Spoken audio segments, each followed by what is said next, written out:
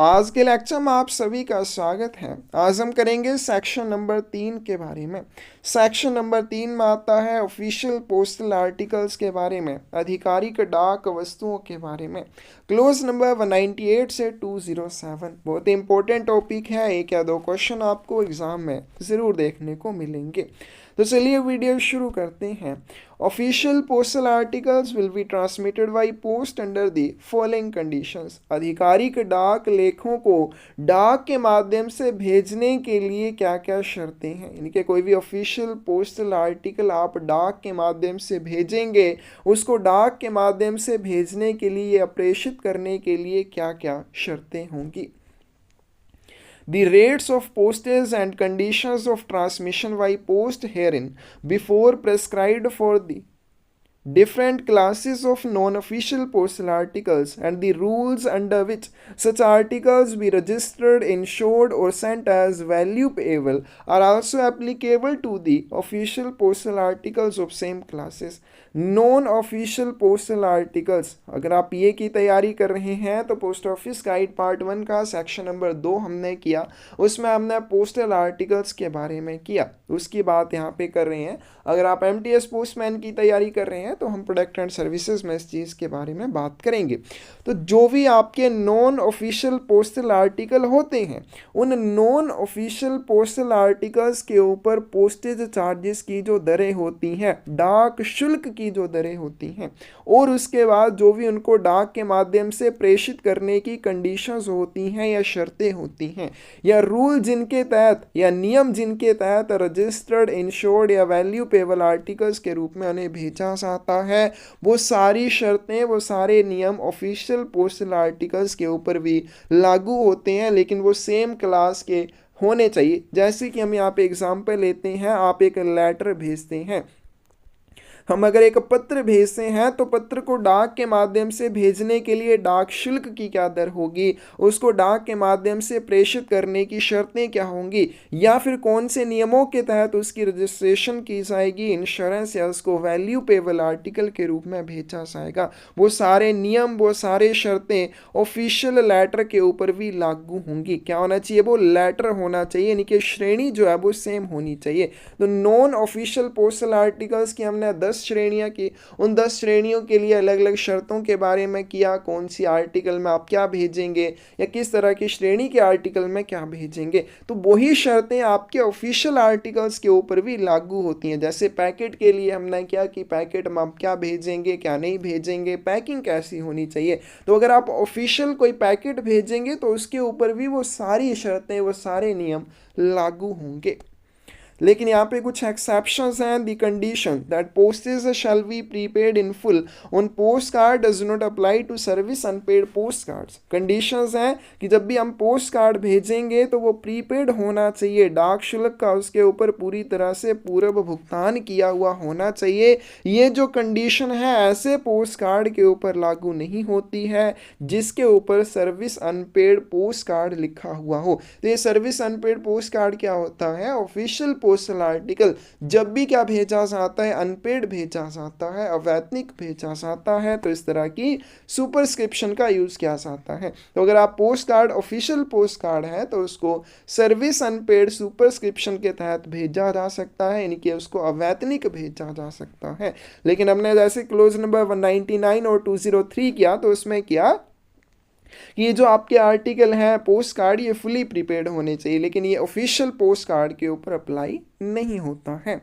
The conditions that unpaid letters must be securely closed by the sender shall not apply to letters sent unpaid under provisions of clause 199 and 203।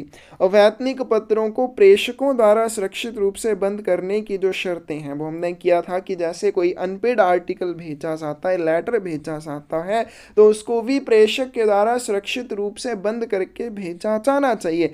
ये जो condition है हमने आगे करना है clause number 199 और 203 उसके ऊपर लागू नहीं होती हैं।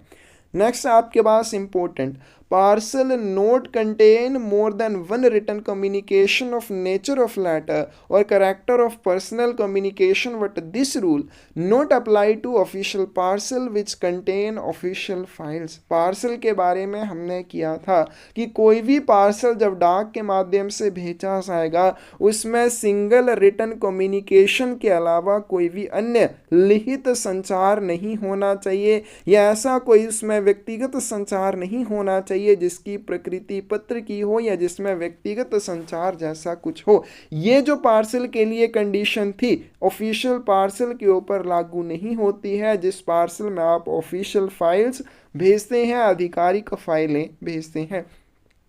तो जो नॉन ऑफिशियल पार्सल होते हैं उनके लिए हमने क्या था कि एक पार्सल में सिंगल रिटन कम्युनिकेशन आप भेज सकते हैं, उसके अलावा उसमें कोई और रिटन कम्युनिकेशन नहीं होना चाहिए या कोई भी पर्सनल कम्युनिकेशन नहीं होना चाहिए। लेकिन ये जो कंडीशन है ऑफिशियल पार्सल के ऊपर लागू नहीं होती है जिसमें कार्यालय फाइलें डालकर भेजी जाती हैं। Provided that no one file shall contain more than one communication of such nature of having such character which was not contained therein when the file was received in office from which it is being dispatched। लेकिन यहाँ पे ये जो शर्त दे रखी है कि official files वाले पार्सल के ऊपर ये शर्त लागू नहीं होती है, तो इस तरह के जो पार्सल या फाइलें होंगी उनमें क्या भेजा जाएगा, provided that no one file shall contain more than one communication. तो मान लीजिए एक ऑफिशियल पार्सल है उसमें आप ऑफिशियल फाइल्स भेज रहे हैं और ऑफिशियल फाइल्स जो उसमें आप भेज रहे हैं कोई भी एक फाइल जो होगी उसमें एक से ज़्यादा कम्युनिकेशन नहीं होना चाहिए। मतलब आप चाहे उसमें जितनी मर्जी फाइल्स भेज रहे हैं प्रत्येक फाइल में एक से ज़्यादा कम्युनिकेशन नहीं होना चाहिए। Of such nature of having such character which was not contained therein when the file was received in office from which it is being dispatched. अब एग्जाम्पल लेते हैं कि एक कार्यालय है, ठीक है, एक आपका ऑफिस है जहाँ से एक फाइल भेजी जा रही है या एक पार्सल भेजा जा रहा है, उसमें 5 फाइलें भेजी जा रही हैं। अब जब इस कार्यालय में ये 5 फाइलें प्राप्त हुई थी उनमें जो भी डॉक्यूमेंट थे उन डॉक्यूमेंट्स के साथ आप एक, ठीक है, इन 5 फाइल्स के साथ आप एक कम्युनिकेशन लगा सकते हैं, एक कम्युनिकेशन उसमें डाल सकते हैं। इससे ज़्यादा कम्युनिकेशन आप किसी भी फाइल में नहीं डालेंगे, ये यहाँ पे बोला गया है।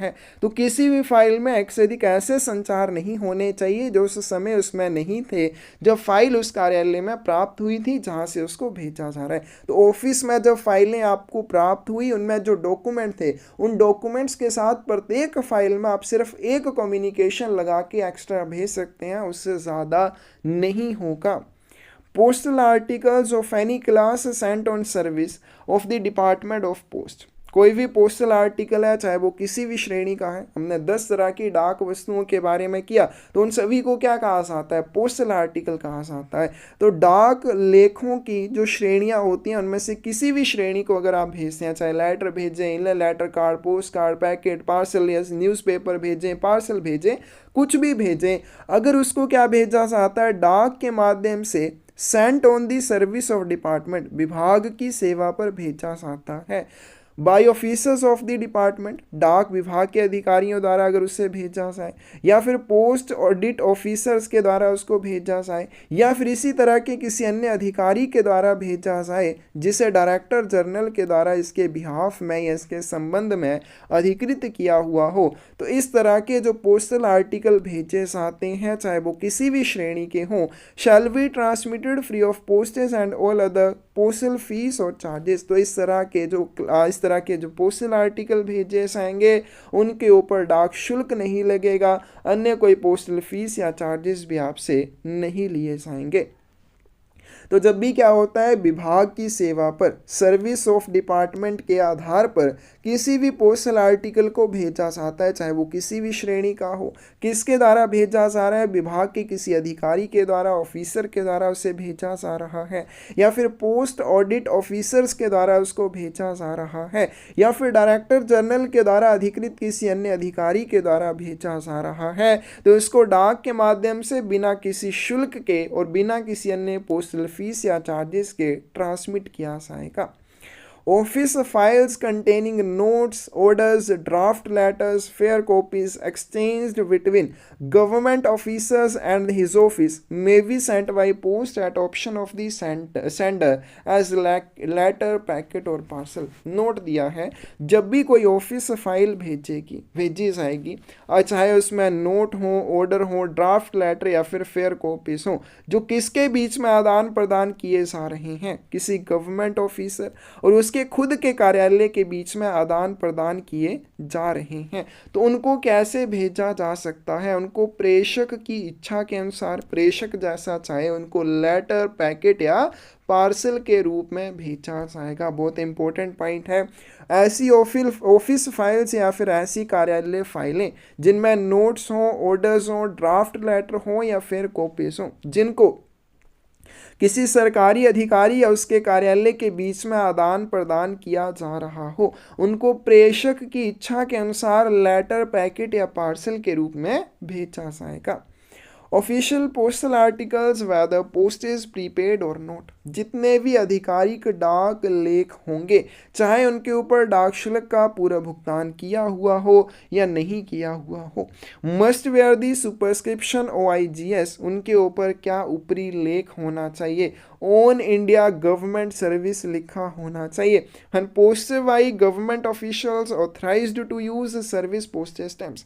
जैसे हमने पहले भी किया कि जैसे आप कोई पैकेट वगैरह भेजते हैं, जैसे आप book packet containing printed book भेज रहे हैं या ब्लाइंड लिटरेचर पैकेट भेज रहे हैं, तो उन डाक वस्तुओं की श्रेणी को आपने पोस्टल आर्टिकल के ऊपर लिखना होता है। उसी तरह से जब आप कोई ऑफिशियल पोस्टल आर्टिकल भेजेंगे, आधिकारिक डाक लेख भेजेंगे, चाहे वो प्रीपेड है या नहीं है, यानी कि उसके ऊपर जो पोस्टेज चार्जेस देने हैं वो दे दिए हैं या नहीं दिए हैं, इस तरह के ऑफिशियल पोस्टल आर्टिकल्स के ऊपर OIGS सुपरस्क्रिप्शन होनी चाहिए, जिसका अर्थ होता है on India government service. Important है, ये फुल फॉर्म भी याद रखनी है।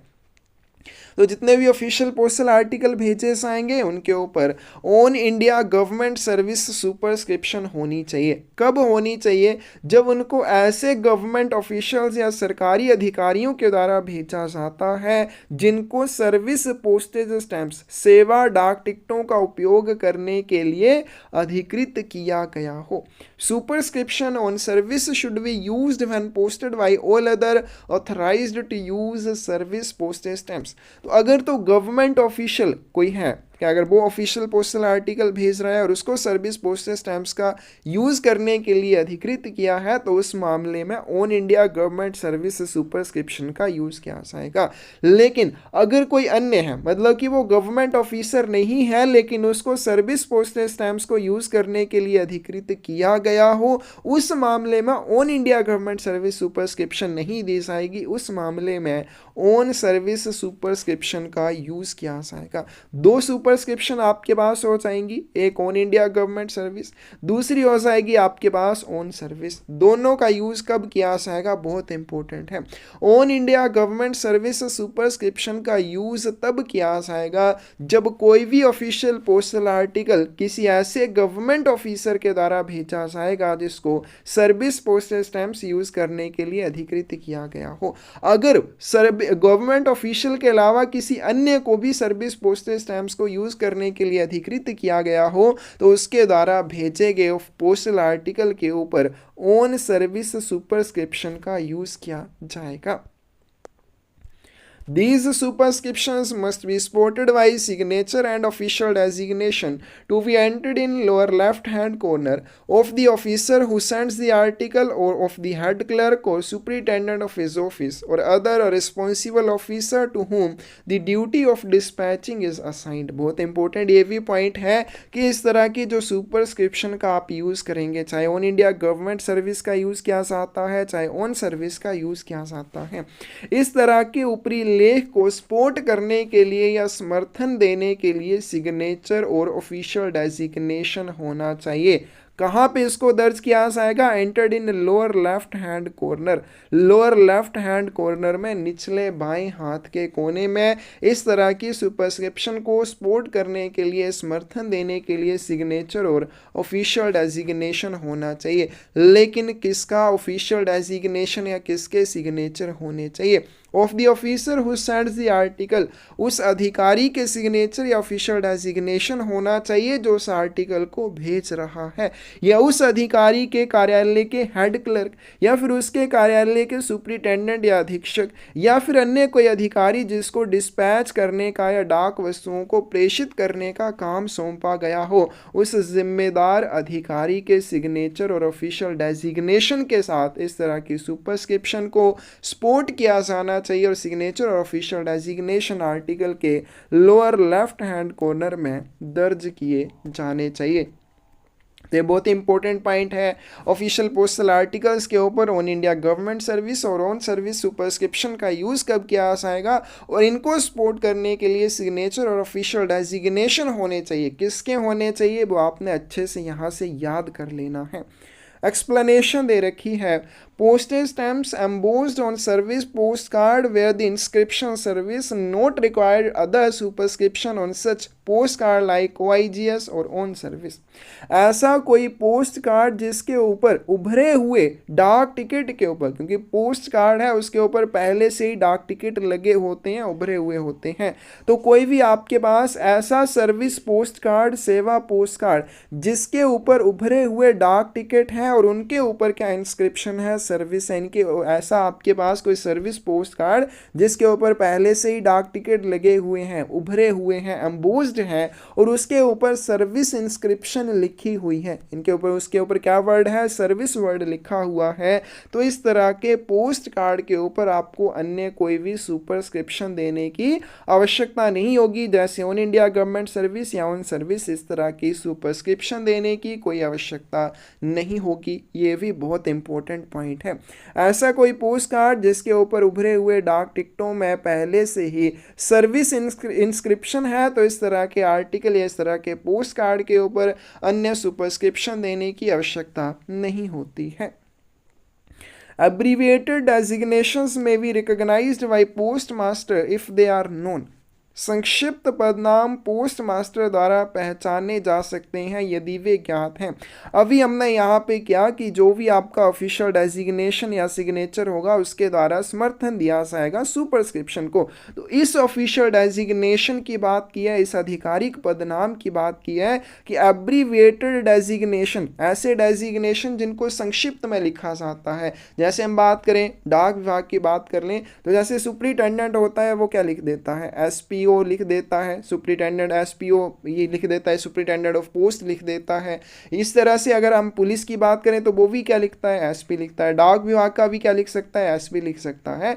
तो इस तरह के जो एब्रीविएटेड डेजिग्नेशन होते हैं, अगर पोस्ट मास्टर चाहे तो वो उनको रिकॉग्नाइज कर सकता है। वो कह सकता है कि चलो ठीक है इसको हम पहचानते हैं, इस एब्रीविएटेड डेजिग्नेशन को रिकॉग्नाइज कर लिया जाए, but no official can claim recognisation of an abbreviation. लेकिन कोई भी अधिकारी संक्षिप्त नाम की मान्यता का दावा नहीं कर सकता। अगर किसी ने लिख दिया डीसी, क्या इस तरह से आर्टिकल के ऊपर लिख दिया डीसी, तो इस तरह के जो संक्षिप्त पदनाम होंगे उनके ऊपर, उनको पहचानने के लिए कोई भी अधिकारी पोस्टल ऑफिशियल्स के ऊपर दबाव नहीं डालेगा। वो इस तरह का दावा नहीं कर सकता कि आपको ये पहचानना पड़ेगा। अगर पोस्ट मास्टर वो उनको जानता है तो वो इनको रिकॉग्नाइज कर सकता है। तो ये रूल है कि जो भी डेजिग्नेशन आप लिखेंगे वो आपने फुल में लिखना है। अगर नहीं लिखेंगे पोस्ट मास्टर पहचान लेता है ठीक है, अदरवाइज आपका आर्टिकल ऑफिशियल पोस्टल आर्टिकल के रूप में एक्सेप्ट नहीं किया जाएगा।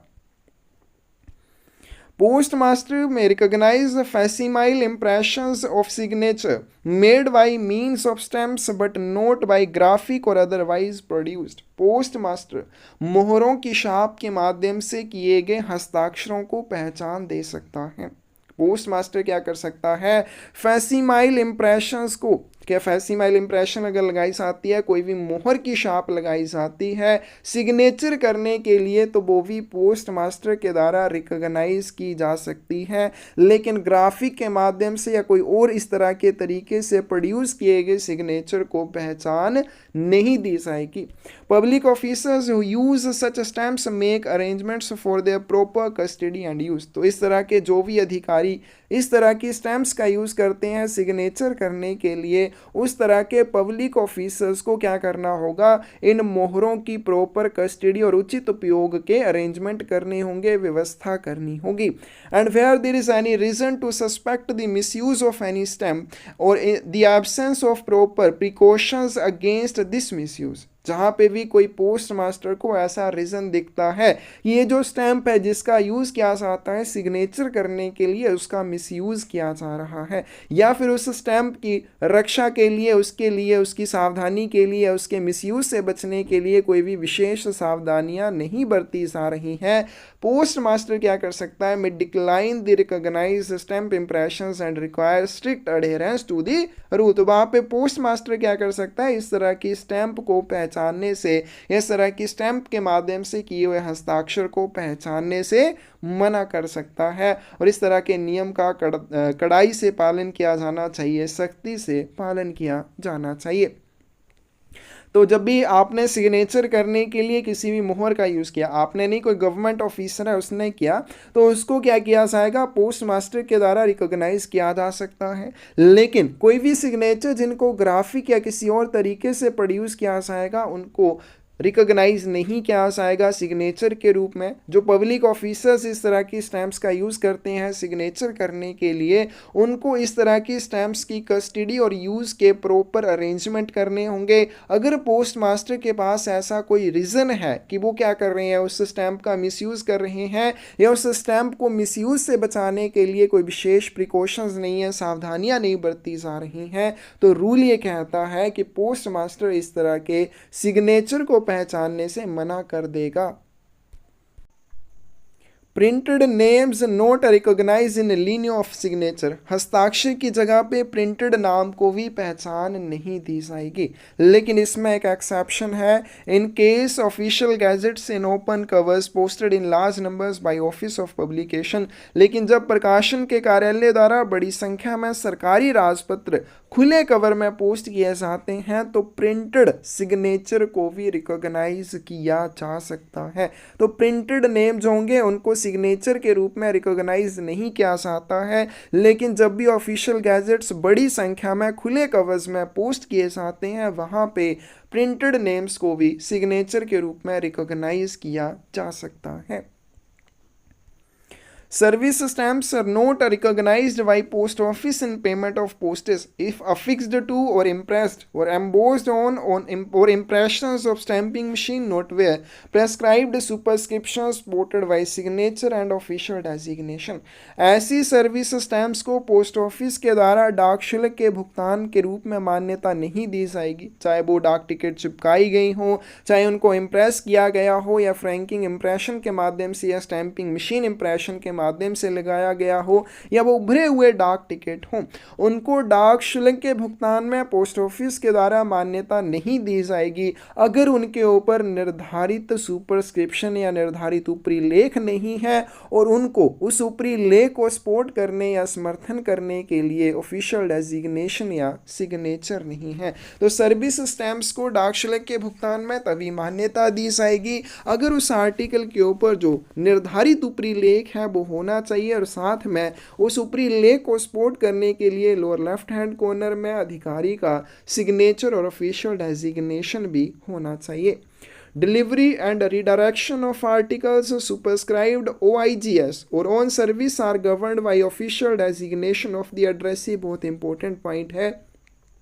तो जैसे हमने बात की कि जब भी ऑफिशियल पोस्टल आर्टिकल भेजा जाएगा तो उसको क्या होना चाहिए, उसको समर्थित करने के लिए उसके ऊपर जो लेख होगा उसको सपोर्ट करने के लिए अधिकारी का सिग्नेचर और उसका ऑफिशियल डेजिग्नेशन होना चाहिए। तो जब भी किसी ऑफिशियल पोस्टल आर्टिकल या ऐसा आर्टिकल जिसके ऊपर OIGS ओन सर्विस इस तरह की कोई सुपरस्क्रिप्शन हो उसकी डिलीवरी करनी है, उसका वितरण करना है या उसकी रिडायरेक्शन या पुनर्निर्देशन करना है, तो कैसे किया जाएगा, official designation of the addressee प्राप्तकर्ता के आधिकारिक पदनाम के द्वारा किया जाएगा। मान लीजिए अगर किसी आर्टिकल के ऊपर क्या दे रखा है, सिग्नेचर किए हुए हैं और साथ में ऑफिशियल डेजिग्नेशन अगर हम पोस्ट ऑफिस में ही ले लें कि उसके ऊपर SP लिखा हुआ है, सुपरिटेंडेंट ऑफ पोस्ट लिखा हुआ है, इस तरह की सुपरस्क्रिप्शन लिखी हुई है, आपने आर्टिकल का वितरण कैसे करना है, आपने इस डेजिग्नेशन या इस पदनाम के अनुसार उस आर्टिकल का वितरण करना है। अगर उसकी रिडायरेक्शन करनी है तब भी वो इस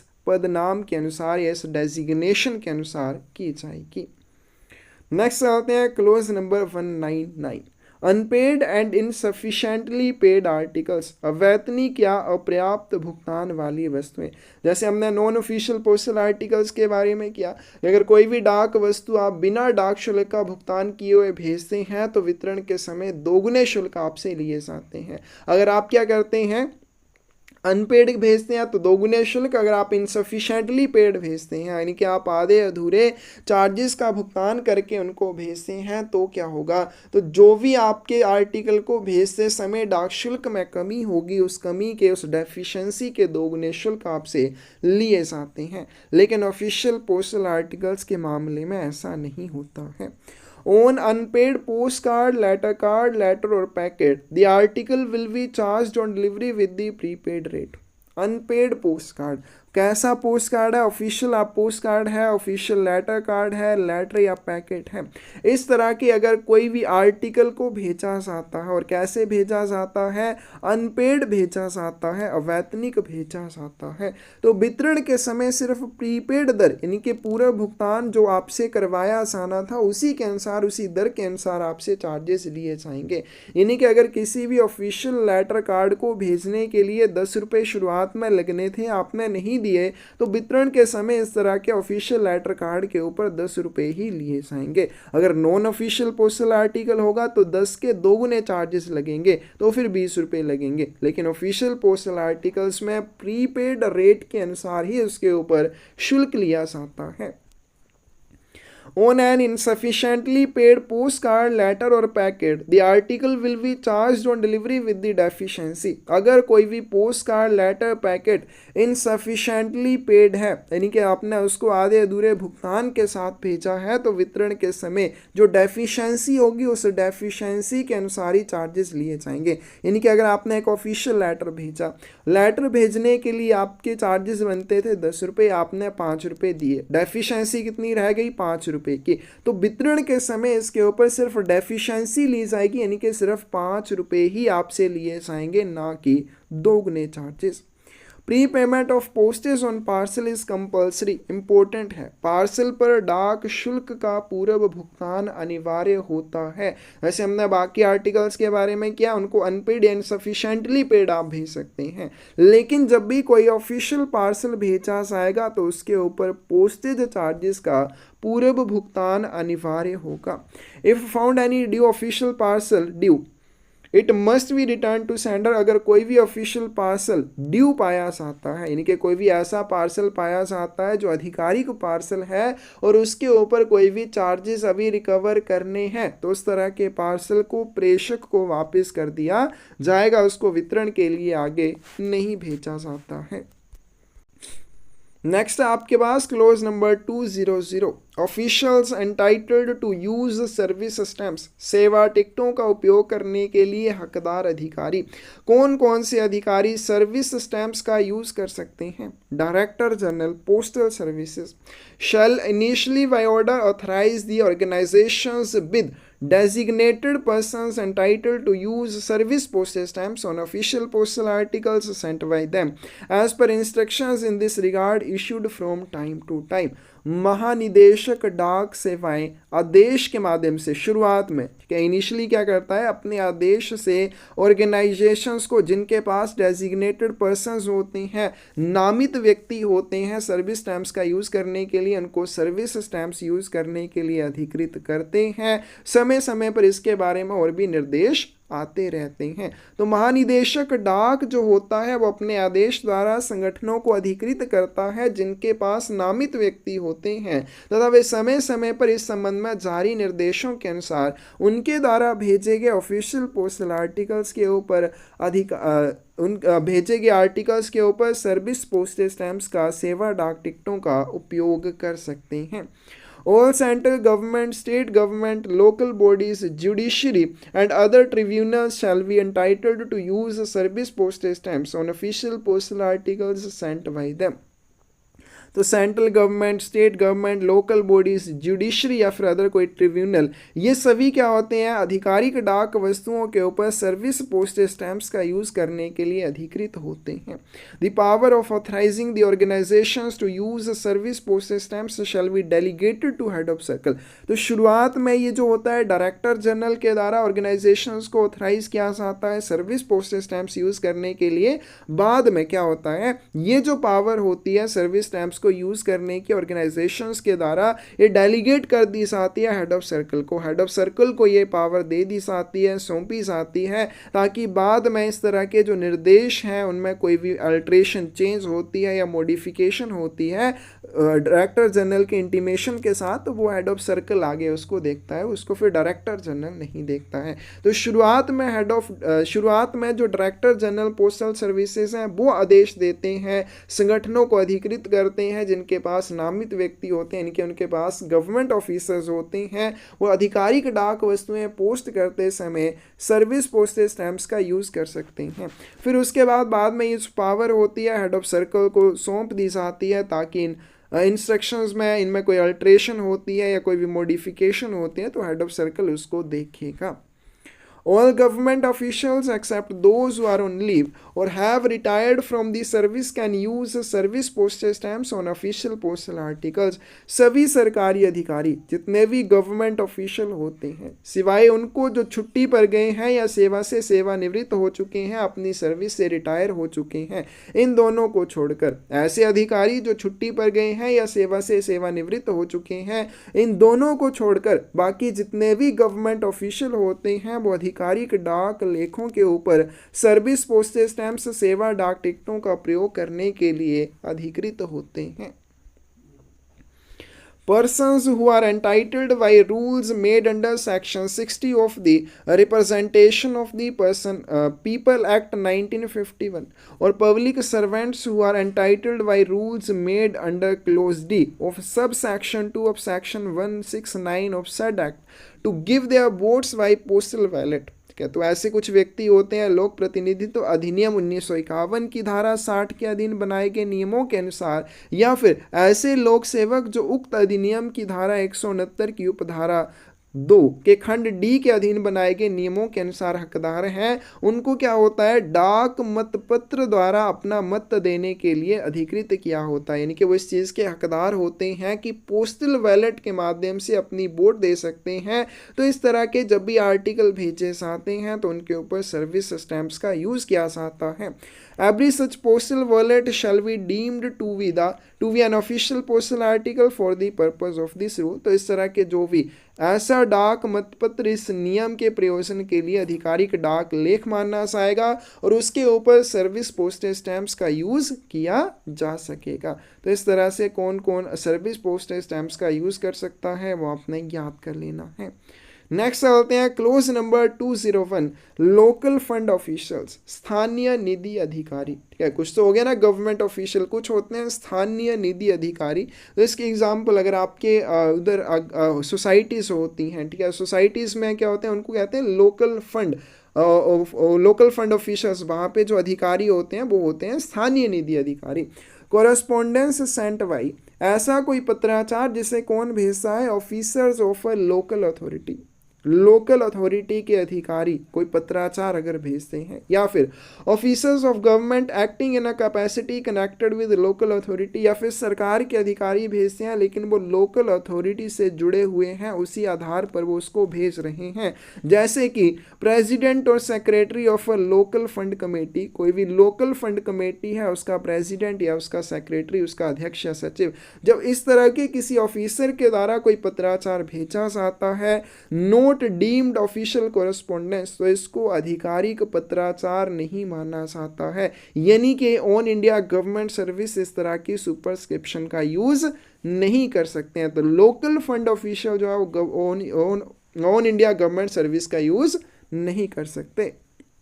but commissioner of a division writing to secretary of local fund committee may superscribe the letter on India government service. लेकिन जैसे किसी भी डिवीजन का कमिश्नर है, जब भी वो अपनी इस आधिकारिक हैसियत से किसी भी लोकल फंड कमेटी के सेक्रेटरी को लिखेगा, कोई भी चीज़ भेजेगा, तो वो क्या कर सकता है, ऑन इंडिया गवर्नमेंट सर्विस का यूज़ कर सकता है। यानी कि जब भी सरकारी अधिकारी के द्वारा कोई भी पत्राचार भेजा जाएगा लोकल फंड कमेटी के किसी भी सचिव को या इस तरह के किसी और अधिकारी को, तो वो इसके ऊपर ऑन इंडिया गवर्नमेंट सर्विस का यूज कर सकता है। लेकिन लोकल फंड कमेटी के जो अधिकारी होते हैं वो इस तरह की सुपरस्क्रिप्शंस का यूज नहीं कर सकते हैं। Means local fund officials can not use OIGS। इसका अर्थ है स्थानीय निधि अधिकारी on India government service superscription का यूज नहीं कर सकते। क्लोज नंबर 202 है procedure if ordinary stamps are used for service stamps. क्या प्रोसीजर होता है, क्या प्रक्रिया होती है यदि सरकारी डाक लेखों पर साधारण टिकटों का उपयोग किया जाता है? क्या क्या प्रोसीजर रहता है अगर आपने जहाँ पे सर्विस स्टैम्प्स का यूज़ करना था वहाँ पे ऑर्डिनरी स्टैम्प्स का, साधारण डाक टिकटों का उपयोग किया है? If ordinary postage stamps instead of a service stamp is used on official postal article, the article will be recognized as an official postal article by the post office. यदि किसी भी आधिकारिक डाक लेख पर जहाँ पे आपने सर्विस स्टैम्प्स का यूज़ करना था उसकी जगह पे ऑर्डिनरी पोस्टेज स्टैम्प्स का यूज़ किया है, उस तरह के आधिकारिक डाक लेख को पोस्ट ऑफिस के द्वारा ऑफिशियल पोस्टल आर्टिकल के रूप में मान्यता दी जाएगी।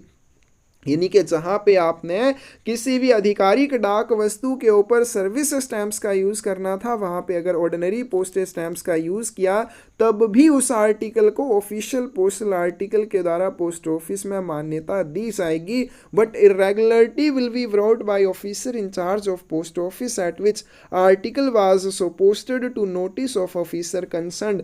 लेकिन इस इरेगुलरिटी के बारे में, इस अनियमितता के बारे में पोस्ट ऑफिस के अधिकारी द्वारा उस आर्टिकल को पोस्ट करने वाले कार्यालय के अधिकारी के ध्यान में लाया जाएगा कि आपने सर्विस स्टैम्प्स का यूज़ करना था लेकिन आपने ऑर्डिनरी पोस्टेज स्टैम्प्स का यूज़ किया। And if frequent occurrence brought this irregularity to notice of head of circle CPMG। लेकिन अगर ऐसा बार बार होता है तो इस अनियमितता के बारे में सर्कल प्रमुख के ध्यान में लाया जाएगा। तो क्या होगा, जब भी किसी भी ऑफिशियल पोस्टल आर्टिकल के ऊपर सर्विस पोस्टेज स्टैम्प्स की बजाय ऑर्डिनरी पोस्टेज स्टैम्प्स का यूज़ किया जाता है, तो जब भी किसी ऑफिशियल पोस्टल आर्टिकल के ऊपर आप आधिकारिक डाक टिकटों की बजाय साधारण डाक टिकटों का प्रयोग करते हैं तब भी उस ऑफिशियल पोस्टल आर्टिकल को डाकघर के द्वारा आधिकारिक डाक लेख के रूप में मान्यता दी जाएगी। लेकिन जब इस तरह का आर्टिकल पोस्ट किया जाता है तो जिस भी पोस्ट ऑफिस में से पोस्ट किया जाएगा उस पोस्ट ऑफिस के इंचार्ज द्वारा उस आर्टिकल को पोस्ट करने वाले कार्यालय के अधिकारी में इस चीज को ध्यान में लाया जाएगा कि आपने ऑर्डिनरी स्टैम्प्स का यूज किया है, आपको सर्विस स्टैम्प्स का यूज करना चाहिए। लेकिन फिर भी वो अगर बार बार ऐसा करते हैं तो इस चीज के बारे में हेड ऑफ सर्कल के ध्यान में लाया जाएगा। क्लोज नंबर 203 है letters etcetera from government officers to private person and vice versa. सरकारी अधिकारियों से पत्र आदि निजी व्यक्तियों के लिए, यानी कि कोई भी गवर्नमेंट ऑफिशियल है वो एक लेटर भेजता है किसी प्राइवेट पर्सन को, या कोई भी प्राइवेट पर्सन जब किसी गवर्नमेंट ऑफिसर को कोई लेटर इत्यादि भेजता है। Letters, postcards and packets posted by officers of the government in their official capacity। अगर किसी भी सरकारी अधिकारी द्वारा अपनी उसी सरकारी हैसियत से कोई भी लेटर, पोस्ट कार्ड या पैकेट भेजा जाता है। किसको भेजा जाता है? एड्रेस्ड टू प्राइवेट इंडिविजुअल्स और एसोसिएशंस। किसको भेजा जाता है? कोई भी प्राइवेट इंडिविजुअल्स या फिर कोई भी एसोसिएशन है, कोई भी निजी व्यक्ति या कोई भी संगठन है। Will even when they relate to private interest and concern of individuals और एसोसिएशन एड्रेस्ड। भले ही वो उस प्राइवेट इंडिविजुअल यानी कि उस निजी व्यक्ति या उस निजी एसोसिएशन के हितों से जुड़ा हुआ क्यों ना हो, be sent as official postal article prepaid in the usual way. तो इस तरह के आर्टिकल को आधिकारिक डाक लेख के रूप में भेजा जा सकता है, साधारण तरीके से प्रीपेड करके, डाक शुल्क का पूर्व भुगतान करके। तो क्या हो जाएगा? जब भी किसी गवर्नमेंट ऑफिसर के द्वारा अपनी ऑफिशियल कैपेसिटी में किसी लेटर, पोस्ट कार्ड या पैकेट को पोस्ट किया जाता है किसी भी प्राइवेट इंडिविजुअल या एसोसिएशन के लिए, चाहे वो उस प्राइवेट इंडिविजुअल या एसोसिएशन के निजी हितों से क्यों ना जुड़ा हुआ हो, तो इस तरह के जो आर्टिकल भेजे जाते हैं उनको ऑफिशियल पोस्टल आर्टिकल्स के रूप में यूजुअल वे में प्रीपेड करके भेजा जा सकता है। लेकिन इसमें एक्सेप्शन है लो कोर्ट की। Dispatch of certified copies to person who do not appear to take them personally and documents filed in judicial cases. प्रमाणित प्रतियां तथा न्यायिक मामलों में दायर दस्तावेज उस व्यक्ति को भेज सकता है जो व्यक्तिगत रूप से उनको लेने नहीं आता। क्या होता है? जो लो कोर्ट है वो क्या करता है? प्रमाणित प्रतियां या न्यायिक मामलों में दायर दस्तावेज उस व्यक्ति को भेज देता है जो उनको लेने के लिए स्वयं नहीं आता। तो इस तरह के जब भी कोई सर्टिफाइड कॉपीज को या इस तरह के कोई भी डॉक्यूमेंट्स को भेजा जाता है जो जुडिशियल केसेस में शामिल हो किसी लो कोर्ट के द्वारा, तो उनको यूजुअल वे में प्रीपेड नहीं किया जाता है, उनको सर्विस अनपेड के रूप में भेजा जा सकता है। वो नीचे दिया है। Dispatch of packets containing books और पब्लिकेशंस परचेज्ड फ्रॉम गवर्नमेंट, या सरकार से खरीदे गए पुस्तक या प्रकाशन वाले पैकेटों का प्रेषण। इस तरह के जो डॉक्यूमेंट होते हैं या इस तरह के जो पैकेट होते हैं, सच डॉक्यूमेंट्स ने ए, तो ऐसे डॉक्यूमेंट जो ए पार्ट में दिए हुए यानी कि ऐसे डॉक्यूमेंट जिनको क्या किया जा रहा है? सर्टिफाइड कॉपीज किसी ऐसे व्यक्ति को भेजी जा रही हैं जो पर्सनली उनको लेने के लिए नहीं आता है, या ऐसा कोई डॉक्यूमेंट जो किसी भी जुडिशियल केस में फाइल है, दर्ज है, जब लो कोर्ट के द्वारा इनको भेजा जाएगा। या फिर कोई भी बुक्स या पब्लिकेशन जो यहाँ पे बी में दे रखी हैं जो गवर्नमेंट के द्वारा गवर्नमेंट से कोई परचेज की जाती हैं। तो इस तरह के जो आर्टिकल होते हैं इनको कैसे भेजा जा सकता है? In covers superscribed service unpaid and charge on delivery with prepaid rate. तो इस तरह के जो आर्टिकल होते हैं उनको कैसे कवर में भेजा जाएगा? जिनके ऊपर सर्विस अनपेड लिखा होगा। सर्विस अनपेड वाले जो आर्टिकल भेजे जाते हैं तो उनको वितरण के समय उनके ऊपर शुल्क लिया जाता है। और कैसे लिया जाता है? प्रीपेड रेट के अनुसार, पूरे भुगतान जो दर होगी उसी के अनुसार लिया जाएगा। तो ऐसे जो भी आर्टिकल होते हैं, जैसे हमने यहाँ पे बात की, क्या हो जाएगा? कोई भी ऑफिशियल है, कोई भी गवर्नमेंट ऑफिशियल है, कोई भी सरकारी अधिकारी है और अपनी ऑफिशियल कैपेसिटी से कोई लेटर, पोस्ट कार्ड या पैकेट किसी भी प्राइवेट इंडिविजुअल को या एसोसिएशन को भेजेगा तो उसको ऑफिशियल पोस्टल आर्टिकल के रूप में भेज सकता है, चाहे वो उसके निजी हितों से क्यों ना जुड़ा हुआ हो। क्या तो कोई भी प्राइवेट इंडिविजुअल है, कोई भी एसोसिएशन है, उसके निजी हितों से जुड़ा हुआ कोई भी लेटर, पोस्ट कार्ड या पैकेट किसी भी गवर्नमेंट ऑफिशियल के द्वारा अगर ऑफिशियल कैपेसिटी में भेजा जाता है तो उसको ऑफिशियल पोस्टल आर्टिकल के रूप में भेजा जाएगा, लेकिन उसको प्रीपेड करके भेजा जाएगा, उसका पूर्व भुगतान करके भेजा जाएगा। तो जब भी कोई गवर्नमेंट ऑफिशियल किसी भी प्राइवेट पर्सन को कोई लेटर भेजेगा, पैकेट या कुछ भी और भेजेगा, पोस्ट कार्ड भेजेगा, तो वो उसको प्रीपेड करके भेजने होंगे। लेकिन लो कोर्ट के बारे में ऐसा नहीं है, या फिर ऐसी कोई भी बुक या पब्लिकेशन जो आप गवर्नमेंट से परचेज करते हैं उसके मामले में ऐसा नहीं होता है, उसको प्रीपेड करके भेजने की आवश्यकता नहीं होती है। उनको कैसे भेजा जाता है? ऐसे कवर्स में भेजा जाता है जिनके ऊपर सर्विस अनपेड लिखा होता है, और इस तरह के आर्टिकल्स का वितरण के समय डाक शुल्क के साथ वितरण किया जाता है, यानी कि उनके ऊपर डाक शुल्क लिया जाता है। All articles so posted endorsed under full signature and official designation of sender. तो इस तरह के जो आर्टिकल भेजे जाएंगे जिनको गवर्नमेंट के लॉ कोर्ट के द्वारा भेजा जा रहा है या गवर्नमेंट से परचेज की हुई कोई बुक्स या पब्लिकेशन है, इस तरह के जितने भी आर्टिकल भेजे जाते हैं उनको भेजने वाले के यानी कि उनको भेजने वाला जो है या उनका जो प्रेषक है उसके हस्ताक्षर और आधिकारिक पदनाम द्वारा उनको एंडोर्स किया जाना चाहिए, पृष्ठांकित किया हुआ होना चाहिए। Letters, letter card, postcards and packets are sent by private person to officers of government if superscribed service unpaid will be charged on delivery at prepaid rate if not refused and returned unopened by addressee।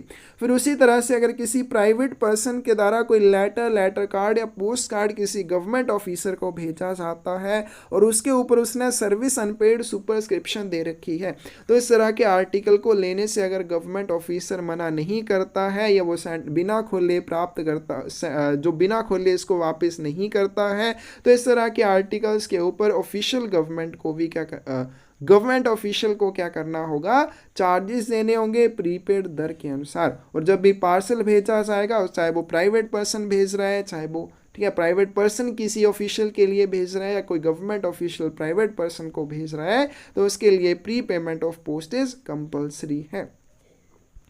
Next चलते हैं clause number 204 postage due articles. डाक दे लेख ऐसी डाक वस्तुएं जिनके ऊपर पोस्टेज चार्जेस अभी पोस्ट ऑफिस में रिकवर किए जाने हैं। Amount of postage marked as due on postal articles delivered under superscription service unpaid on India government service on service will be initialled by post master or other officer authorised by head of circle.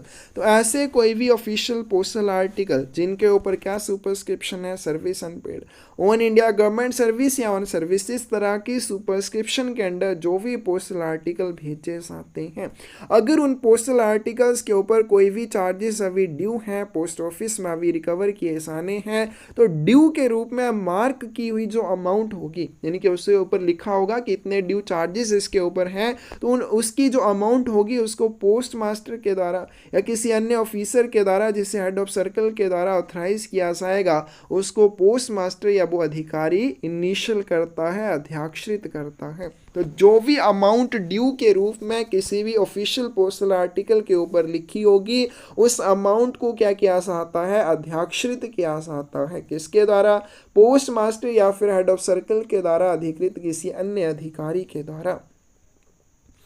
Whenever any alteration is necessary in amount as entered in figures in the amount due। अब ये जो amount due लिखी हुई है किसी भी official postal articles के ऊपर, इसको फिगर्स में लिखा गया होता है। इस फिगर्स में लिखी गई ड्यू अमाउंट को अगर किसी भी तरह से चेंज करना है, इसमें कोई परिवर्तन करना है, will be written in words, तो परिवर्तन करने के बाद इसको शब्दों में लिखा जाएगा और शब्दों में लिखने के बाद attested by signature in full of post master or other official officer, तो भी इसको पोस्ट मास्टर या फिर हेड ऑफ सर्कल के द्वारा अधिकृत अन्य अधिकारी के द्वारा सत्यापित किया जाएगा अपने हस्ताक्षर के साथ। तो जब भी कोई ऐसा ऑफिशियल पोस्टल आर्टिकल जिसके ऊपर कोई भी ड्यू अमाउंट मार्क की हुई है, चिन्हित की हुई है, तो उसको क्या किया जाएगा, उस ड्यू अमाउंट को पोस्ट मास्टर या हेड ऑफ सर्कल के द्वारा अन्य अधिकृत अधिकारी के द्वारा इनिशियल किया जाएगा, अध्याक्षरित किया जाएगा। अगर इस ड्यू अमाउंट में आपको कोई भी अल्ट्रेशन करनी है, तो अल्ट्रेशन करके फिगर्स में लिखी हुई डी अमाउंट को क्या किया जाता है, वर्ड्स में लिखा जाता है, शब्दों में लिखा जाता है, और लिखने के बाद पोस्ट मास्टर या अन्य कोई अधिकारी जो हेड ऑफ सर्कल के द्वारा अधिकृत किया होगा, वो अपने हस्ताक्षर के साथ इसकी अटेस्टेशन करता है, इसका सत्यापन करता है। Officers of government are bound to receive and to pay any postage due on articles addressed to them under the above superscription bearing full signature of the sender। अब देखिए यहाँ पे इस तरह के जो आर्टिकल की बात की है जिनके ऊपर सर्विस अनपेड है, ऑन इंडिया गवर्नमेंट सर्विस है या ऑन सर्विस है, तो इस तरह के आर्टिकल्स को कौन भेजेगा, कोई गवर्नमेंट ऑफिशियल भेजेगा जो हमने ऊपर किए, ठीक है, तो भेजेगा कौन, कोई भी गवर्नमेंट ऑफिस भेजेगा, गवर्नमेंट ऑफिशियल भेजेगा। तो जब भी इस तरह के आर्टिकल भेजे जाते हैं, एक गवर्नमेंट ऑफिशियल ने भेजा है दूसरे किसी गवर्नमेंट ऑफिशियल के लिए जो इस तरह के आर्टिकल को रिसीव करता है, तो उसको इस तरह के आर्टिकल जो इस तरह की सुपरस्क्रिप्शन के अंडर भेजे जाते हैं वो रिसीव करने ही पड़ते हैं वो उसको रिसीव करेगा ही, और इसके ऊपर जो ड्यू अमाउंट है उसका भुगतान करेगा, जिसमें सिग्नेचर भी होने चाहिए सेंडर के। क्या तो इस तरह के आर्टिकल अगर भेजे जाते हैं जिनके ऊपर service unpaid on India government service on service इस तरह की सुपरस्क्रिप्शन है और साथ में क्या है प्रेषक के पूरे सिग्नेचर हैं, तो इस तरह के आर्टिकल जब भी किसी गवर्नमेंट ऑफिसर के लिए आते हैं तो उनको रिसीव करने के लिए बाध्य होता है, और उन आर्टिकल्स के ऊपर जो भी ड्यू अमाउंट होगी वो उस गवर्नमेंट ऑफिशियल को देनी होगी। Service stamps will not be accepted in payment of postage due on such articles. तो इस तरह के डाक लेखों के ऊपर जो ड्यू अमाउंट है उसको रिकवर करने के लिए और उसका भुगतान करने के लिए कभी भी सर्विस स्टैम्प्स का सेवा डाक टिकटों का उपयोग नहीं किया जाता है। सेवा डाक टिकटों का उपयोग कब किया जाता है? सिर्फ आर्टिकल्स को भेजने के लिए, उनके ऊपर ड्यू चार्जेस का भुगतान करने के लिए आप सर्विस स्टैम्प्स का यूज नहीं कर सकते। नेक्स्ट आपके पास correspondence of the president, vice president, ministers of central government and certain high government officers on tour. दौरे पर राष्ट्रपति, उपराष्ट्रपति, केंद्र सरकार के मंत्रियों और कुछ उच्च सरकारी अधिकारियों का पत्राचार। क्लोज नंबर 205 है camp article, special bags and camp bags के बारे में। कैंप आर्टिकल क्या होते हैं, स्पेशल बैग क्या होता है और कैंप बैग क्या होते हैं। When higher constitutional authorities and higher government officials are on tour or changing their headquarter, जब भी क्या होता है संवैधानिक प्राधिकारी या सरकार के उच्च अधिकारी कहीं दौरे पर जाते हैं, कहीं टूर पर जाते हैं या अपना हेडक्वार्टर स्टेशन चेंज करते हैं, India post will deliver their postal articles, official or private articles to their new camp in the form of an enclosed special registered mail bag called camp correspondence। ठीक है, तो जब भी कोई constitutional authority या सरकारी कोई उच्च अधिकारी कहीं दौरे पर जाएगा या अपना हेडक्वार्टर स्टेशन चेंज करेगा, भारतीय डाक विभाग क्या करता है, उनके डाक लेखों को वो जहाँ पर भी दौरे पर जाते हैं या अपना हेडक्वार्टर स्टेशन चेंज करते हैं तो वहाँ पर उनकी डाक वस्तुएं उनको पहुँचाता है। कैसे पहुँचाता है? उनको एक विशेष पंजीकृत मेल बैग के अंदर संलग्न करके पहुँचाता है। इसको क्या कहा जाता है? कैंप कोरेस्पोंडेंस कहा जाता है, कैंप पत्राचार इसे कहा जाता है। तो जब भी कोई कॉन्स्टिट्यूशनल अथॉरिटी या सरकारी उच्च अधिकारी कहीं दौरे पर जाएगा या अपना हेडक्वार्टर स्टेशन चेंज करेगा तो भारतीय डाक उनके डाक लेखों को, चाहे वो ऑफिशियल हो चाहे वो प्राइवेट आर्टिकल हो, उनके नए कैंप पर उनको पहुंचाएगा। कैसे पहुंचाएगा? एक स्पेशल रजिस्टर्ड मेल बैग में संलग्न करके, जिसको कैंप कोरेस्पोंडेंस कहा जाता है। The articles should be fully prepared uninsured inland camp articles of letter mail। अब ये जो कैंप कोरेस्पोंडेंस है इसमें क्या शामिल होगा? इसमें ऐसे आर्टिकल शामिल होंगे जो फुली प्रीपेड होने चाहिए, जिनका पूरी तरह से पूर्व भुगतान किया हुआ होना चाहिए। दूसरी बात, वो अनइंश्योर्ड होने चाहिए, बिना बीमे वाले आर्टिकल होने चाहिए, उसमें पत्र डाक के होने चाहिए। तीन चीज़ें आ जाएंगी, वो लेटर मेल के होने चाहिए, पार्सल नहीं होंगे, वो पत्र डाक के होने चाहिए। दूसरी बात, वो अनइंश्योर्ड इनलैंड कैंप आर्टिकल होने चाहिए। तीसरी बात, वो पूरी तरह से प्रीपेड होने चाहिए। तो जैसे कि इनलैंड रजिस्टर्ड या अनरजिस्टर्ड लेटर है, पोस्ट कार्ड है, न्यूज़पेपर है, बुक एंड पैटर्न पैकेट है, चाहे वो ऑफिशियल या प्राइवेट है, जिनको कैंप को संबोधित किया जाता है बिना कोई पोस्ट टाउन का नाम जोड़े, तो उनको क्या किया जाता है? सीधे कैंप को भेजा जाता है। तो इस तरह के आर्टिकल्स को, such articles are enclosed in a special mail bag for each officer who is absent from his headquarters. तो ऐसे आर्टिकल जो क्या हैं, फुली प्रीपेड हैं, अनइंश्योर्ड हैं और पत्र डाक के हैं, जब भी उनको क्या किया जाता है? ऐसे कैंप को भेजा जाता है, अधिकारी जो है वो हेडक्वार्टर स्टेशन पे नहीं है, तो इस तरह के आर्टिकल्स को एक स्पेशल मेल बैग में डालकर भेजा जाता है। अगर आपका जो अधिकारी है वो वहीं हेडक्वार्टर स्टेशन में है, चाहे इस तरह के आर्टिकल कैंप को भेजे गए हों, delivered to him in ordinary way through post office at his headquarters without other articles for him addressed to that post town. तो अन्य डाक वस्तुओं के साथ जो पोस्ट टाउन के पते पर भेजी गई होंगी उनके साथ इस तरह के आर्टिकल जो कैंप को संबोधित होंगे उनको भी उस अधिकारी के हेडक्वार्टर स्टेशन या मुख्यालय में ही वितरित कर दिया जाएगा।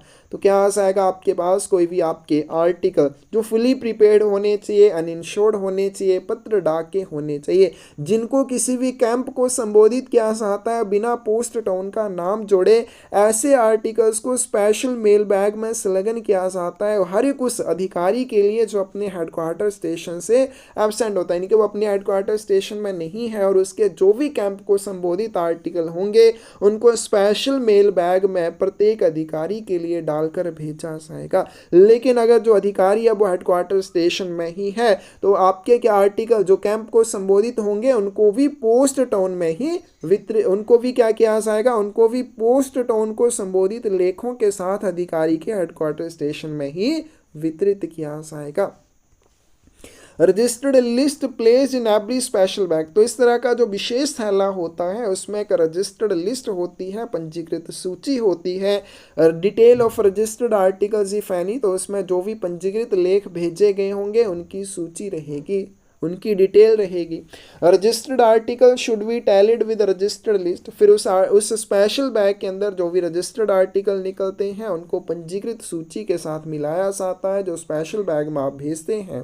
The list should be signed in token for receipt of registered articles detailed in it, फिर वो सरकारी अधिकारी या जो भी आपका उच्च अधिकारी रहेगा वो उस पंजीकृत सूची के साथ उन सभी डाक वस्तुओं का मिलान करेगा, मिलान करने के बाद उसने उन आर्टिकल्स को प्राप्त कर लिया है, इसके सबूत के रूप में उस रजिस्टर्ड लिस्ट के ऊपर अपने सिग्नेचर करेगा और उस लिस्ट को returned with empty bag to postal official delivering email, तो जिस भी पोस्टल ऑफिशियल ने डाक का वितरण किया था उसको जब उस ऑफिशियल आर्टिकल्स को वितरित करने के लिए जो थैला उसने यूज़ किया था वो एम्प्टी थैले या खाली बैग उसको वापस मिलेंगे, तो उसके साथ ये रजिस्टर्ड लिस्ट या पंजीकृत सूची भी उसको वापस मिल जाएगी।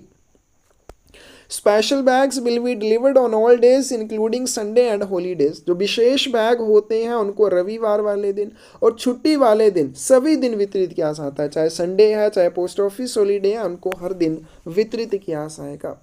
Only articles addressed to camp of an officer can be included in special bag for that officer, ऐसे आर्टिकल जिनको कैंप को संबोधित किया हो उनको स्पेशल बैग में उस अधिकारी के लिए संलग्न किया जाएगा। क्या कोई भी अधिकारी है वो कहीं कैंप पर गया है तो उसको जो कैंप के लिए संबोधित किए हुए आर्टिकल होंगे सिर्फ वही स्पेशल बैग में डाले जाएंगे, जो पोस्ट टाउन को संबोधित आर्टिकल होंगे उनको स्पेशल बैग में डाल के नहीं भेजा जाएगा। जैसे हमने ऊपर वाला पॉइंट किया कि कोई भी आर्टिकल है अगर वो कैंप को संबोधित भी किए हुए हैं लेकिन उन जिसके लिए वो संबोधित किए हैं वो अधिकारी अपने हेडक्वार्टर स्टेशन में ही है, तो पोस्ट टाउन को संबोधित आर्टिकल्स के साथ वो कैंप को भेजे गए आर्टिकल्स का वितरण भी हेडक्वार्टर में कर दिया जाएगा। लेकिन अगर आपका जो अधिकारी है वो अपने हेडक्वार्टर स्टेशन में नहीं है, वो कहीं कैंप पर गया है, तो ऐसी स्थिति में क्या होगा, जो आर्टिकल सिर्फ कैंप को संबोधित होंगे सिर्फ उन्हीं को स्पेशल बैग में संलग्न किया जाएगा। Post office can not discriminate between official article और प्राइवेट आर्टिकल और आर्टिकल एड्रेस्ड बाय नेम और आर्टिकल्स एड्रेस्ड बाय डेजिग्नेशन, तो पोस्ट ऑफिस कभी भी भेदभाव नहीं करता है, चाहे कोई आर्टिकल ऑफिशियल हो चाहे कोई आर्टिकल प्राइवेट हो, चाहे वो किसी के नाम को संबोधित हो या किसी के डेजिग्नेशन को संबोधित हो। इनके पोस्ट ऑफिस कभी भी प्राइवेट या ऑफिशियल आर्टिकल्स में कोई भी डिस्क्रिमिनेशन नहीं करेगा, कोई भी भेदभाव नहीं करेगा।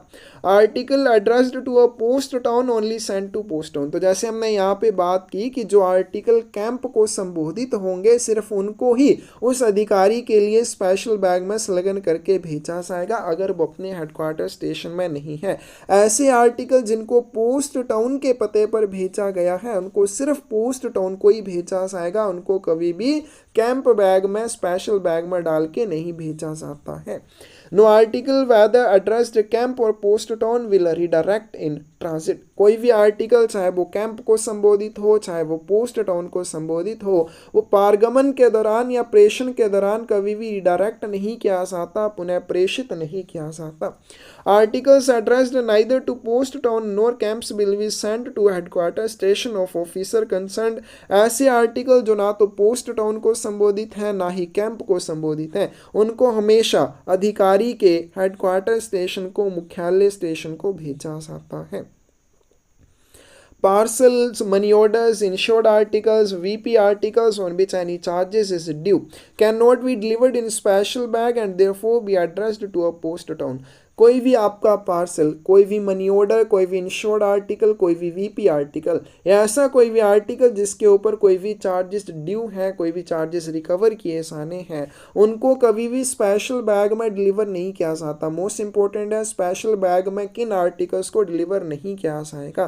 तो हमने जैसे ऊपर किया, वो आपके आर्टिकल जो है क्या होने चाहिए, अनइंश्योर्ड होने चाहिए, वो पत्र डाक के होने चाहिए। तो इस तरह के जो भी बाकी आर्टिकल होंगे, पार्सल है, मनी ऑर्डर है, आर्टिकल या वीपी आर्टिकल हैं, उनको हमेशा पोस्ट टाउन के पते पर भेजना चाहिए, क्योंकि उनको स्पेशल बैग में वितरित नहीं किया जाता। Such article if addressed camp और without the addition of a post town liable to be sent to headquarter station. ऐसे आर्टिकल्स को अगर कैंप को भी संबोधित किया हुआ है, पोस्ट टाउन का नाम जोड़े बिना, तब भी उनको हेडक्वार्टर स्टेशन को भेजा जाएगा, उनको कैंप को नहीं भेजा जाता है। In camp bag, office files or other official papers may also be transmitted by post to or from the camp of high officers। जो कैंप बैग होते हैं, कैंप बैग में ऑफिस फाइल या अदर ऑफिशियल पेपर होते हैं जो किसके द्वारा भेजे जाते हैं, हाई ऑफिसर्स के द्वारा भेजे जाते हैं जो कैंप में गए होते हैं। ठीक है, तो कैंप में गए हुए कैंप बैग में कार्यालय फाइलें और अन्य आधिकारिक कागजात भी उच्च अधिकारियों के कैंप को या कैंप से भेजे जा सकते हैं। Such files and papers must be enclosed in bag provided by the sender. तो इस तरह की जो ऑफिस फाइल्स या अन्य ऑफिशियल पेपर भेजे जाएंगे, इनको प्रेषक द्वारा दिए गए एक थैले में संलग्न किया जाएगा। And may be sent as camp bag being booked either at parcel, air parcel और लेटर मेल रेट। और इस तरह के जो कैंप बैग होंगे, फिर उनको बाद में आप पार्सल की तरह, एयर पार्सल या लेटर मेल की तरह बुक कर सकते हैं। तो कोई भी आपका कैंप बैग है, उसको आप कैसे भेज सकते हैं, पार्सल के रूप में, एयर पार्सल के रूप में या फिर लेटर मेल के रूप में भेज सकते हैं। Camp bag booked as parcel. अगर किसी भी कैंप बैग को पार्सल की तरह बुक किया जाता है तो उसको सिर्फ सरफेस रूट से भेजा जाएगा। आपके पास तीन ऑप्शन है, या तो आप पार्सल के रूप में भेजेंगे, या आप एयर पार्सल के रूप में भेजेंगे, या आप लेटर मेल के रूप में भेजेंगे। अगर आप कैंप बैग को एज अ पार्सल भेजते हैं तो उसको हमेशा सरफेस रूट से भेजा जाएगा। Charged with the postage payable on parcel weighing 10 kilogram. अब उसके ऊपर चार्जेस कैसे लगेंगे, तो इसके ऊपर जो चार्जेस लिए जाएंगे वो उस पार्सल की तरह लिए जाएंगे जिसका वजन 10 किलोग्राम होगा। तो कोई भी पार्सल जिसका वजन 10 किलोग्राम होगा, उसके ऊपर जो पोस्टेज चार्जेस लगते हैं वो आपके इस पार्सल के ऊपर लिए जाएंगे जो आप कैंप बैग बुक करेंगे, चाहे उसका वेट कुछ भी हो। फिर उसके ऊपर रजिस्ट्रेशन फीस आपसे ली जाएगी। फिर इंसिडेंटल चार्जेस लिए जाएंगे 16 rupees irrespective of the weight of bag, bag के वजन पर ध्यान दिए बिना। तो कौन कौन से चार्जेस लगेंगे, वो चार्जेस लगेंगे जो एक 10 किलोग्राम वजन वाले पार्सल के ऊपर लगते हैं, postage charges plus registration fees plus 16 rupees incidental charges आपसे लिए जाएंगे बैग के वजन को ध्यान दिए बिना। इसका मैक्सिमम वेट जो है वो 10 किलोग्राम हो सकता है, इससे ज़्यादा नहीं भेजेंगे। अगर आप 1 किलोग्राम का भी कैंप बैग भेजते हैं तो उसके ऊपर कितने चार्जेस लगेंगे, जितने चार्जेस एक 10 किलोग्राम के पार्सल को भेजने के लिए लगते हैं, साथ में रजिस्ट्रेशन फीस, साथ में 16 rupees incidental charges. Camp bag booked as parcel sent by surface without being enclosed in any bag. Camp bag को कैसे भेजा जाएगा, सिर्फ सरफेस रूट से, सतह मार्ग से भेजा जाएगा। इस तरह के कैंप बैग को किसी भी अन्य थैले में संलग्न नहीं किया जाता है, इसको सिर्फ बाकी थैलों के साथ भेजा जाता है, यानी कि इसको किसी और थैले में डाल के नहीं भेजा जाएगा, इसको अलग से बाकी थैलों के साथ भेजा जाता है। Camp bag booked as air parcel. अगर आप कैंप बैग को एयर पार्सल की तरह बुक करते हैं, charge with postage at air parcel rate. तो इसके ऊपर चार्जेस कैसे लगेंगे, इसके ऊपर जो एयर पार्सल के ऊपर एयर पार्सल दर के ऊपर लगते हैं, एयर पार्सल दर के अनुसार इसके ऊपर पोस्टेज चार्जेस लगेंगे depending upon weight of air parcel, लेकिन ये वजन के अनुसार लगेंगे। जैसे हमने ऊपर सरफेस पार्सल के बारे में किया तो उसके ऊपर जो चार्जेस लगेंगे वो 10 किलोग्राम वजन वाले पार्सल के अनुसार लगेंगे, लेकिन एयर पार्सल के ऊपर जो चार्जेस लगेंगे वो उसके वजन के अनुसार लगेंगे, प्लस रजिस्ट्रेशन फीस, प्लस इसमें इंसिडेंटल फीस लगेगी, कितनी लगेगी, 6 रुपये लगेगी। तो ये चार्जेस आपसे लिए जाएंगे अगर आप कैंप बैग को एयर पार्सल की तरह बुक करते हैं। Camp bag booked as letter mail not be charged with any additional postage other than registration fees. जो कैंप बैग होता है अगर इसको आप लेटर मेल की तरह बुक करते हैं तो इसमें कोई एक्स्ट्रा चार्जेस आपसे नहीं लिए जाते, सिर्फ रजिस्ट्रेशन फीस एक्स्ट्रा आपसे ली जाएगी। All charges including incidental charges on camp bag book as parcel or air parcel should be prepaid in service stamps। जो भी आप एयर पार्सल भेजेंगे या सरफेस पार्सल भेजेंगे उसमें जितने भी चार्जेस बनते हैं including incidental charges, camp bag जिसको आप पार्सल या एयर पार्सल के रूप में बुक कर रहे हैं तो सर्विस स्टैम्प्स के रूप में आपको प्रीपेड करने होंगे। तो पार्सल भेजने के लिए चाहे वो एयर पार्सल है चाहे वो सरफेस पार्सल है, जो भी चार्जेस बनते हैं इंक्लूडिंग इंसिडेंटल चार्जेस उनका आपको पूर्व भुगतान करना होगा। कैंप बैग जो होते हैं वो भी संडे और पोस्ट ऑफिस हॉलीडेज दोनों दिन बुक किए जाते हैं और दोनों ही दिन यानी कि चाहे संडे हो चाहे पोस्ट ऑफिस हॉलीडे हो चाहे नॉर्मल डेज हो उनका क्या किया जाता है, उनका वितरण और बुकिंग दोनों तरह के डेज में की जाती है, चाहे वो वर्किंग डेज हो चाहे वो संडे या पोस्ट ऑफिस हॉलीडेज हो। फिर आगे चलते हैं कैंप बैग बुक एज। तो कैंप बैग को आप 3 तरह से बुक कर सकते हैं, लेटर मेल की तरह, सरफेस पार्सल की तरह या एयर पार्सल की तरह। अगर लेटर मेल की तरह बुक करते हैं तो वजन 2 से 5 किलोग्राम, सरफेस या एयर पार्सल की तरह बुक करते हैं तो इसका वजन कितना आ जाएगा आपके पास, 10 किलोग्राम आ जाएगा। लेटर मेल में पोस्टेज चार्जेस नहीं लगते हैं, सिर्फ इसमें रजिस्ट्रेशन फीस लगेगी, इसमें इंसिडेंटल चार्जेस भी नहीं लगेंगे। अगर हम बात करें सरफेस पार्सल की तो इसके ऊपर जो पोस्टेज चार्जेस लिए जाते हैं, कैसे लिए जाते हैं, 10 किलोग्राम वाले वजन के अनुसार। रजिस्ट्रेशन फीस लगेगी 17 रुपीज़ और इंसिडेंटल चार्जेस लगेंगे 16 रुपीज़। अगर हम बात करें एयर पार्सल की तो इसका मैक्सिमम वेट भी 10 किलोग्राम हो सकता है। इसके ऊपर पोस्टेज चार्जेस इसके वजन के अनुसार और रजिस्ट्रेशन फीस लगेगी 17 रुपीज़ और इंसिडेंटल चार्जेस आपसे लिए जाएंगे 6 रुपये।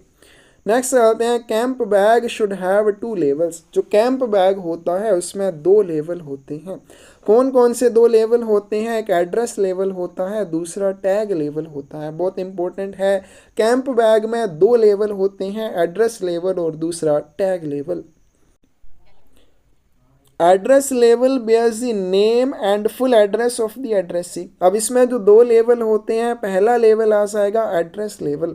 एड्रेस लेवल में प्राप्तकर्ता का नाम और पूरा पता होता है। जो दूसरा होगा टैग लेवल, showing the booking as parcel और एयर पार्सल और लेटर मेल। वो ये चीज़ दर्शाएगा कि आपने उस कैंप बैग को कैसे बुक किया है, आपने उसको पार्सल की तरह, एयर पार्सल की तरह या लेटर मेल की तरह बुक किया है। तो जो टैग लेवल होता है वो उस चीज़ को दर्शाता है। It may be shown striking out the items not required by the sender on this tag लेवल। Service postage stamps should be affixed on a right hand upper corner of the tag लेवल। तो जैसे हमने बात की कि जब भी आप कैंप बैग भेजेंगे उसको अगर पार्सल या एयर पार्सल के रूप में भेजेंगे तो उसके पोस्टेज चार्जेस आपको प्रीपेड करने होंगे, साथ में इंसिडेंटल चार्जेस का भी आपको पूरा भुगतान करना होगा। और पूरा भुगतान करने के लिए आपको सर्विस स्टैम्प्स का यूज़ करना होगा। तो सर्विस स्टैम्प्स का जब आप यूज़ करेंगे तो उन सर्विस स्टैम्प्स को कहाँ पे लगाया जाता है, तो सर्विस स्टैम्प्स को टैग लेवल के राइट हैंड अपर कॉर्नर के ऊपर लगाया जाता है। क्लोज नंबर 206 है tour program of high officers entitled to special bag. विशेष बैग के हकदार उच्च अधिकारियों का दौरा कार्यक्रम। इनके उनको अगर कैंप बैग या स्पेशल बैग भेजा जाना है तो उनके टूर प्रोग्राम के बारे में पता होना चाहिए। For camp correspondence it is essential that officer should give the post office timely and exact information of his movement. शिविर पत्राचार के लिए या कैंप कोरेस्पोंडेंस के लिए यह आवश्यक है कि जो अधिकारी कहीं दौरे पर जा रहा है उसको क्या करना चाहिए, समय पर अपने दौरे की सटीक जानकारी पोस्ट ऑफिस को देनी चाहिए, तभी वो आर्टिकल कैंप में उसके भेज पाएंगे। तो जो भी अधिकारी कहीं कैंप पर जाएगा तो उसे कैंप कोरेस्पोंडेंस के लिए पोस्ट ऑफिस में टाइमली और सही से पूरी इंफॉर्मेशन देनी होगी, उसकी मूवमेंट की, उसकी यात्रा की।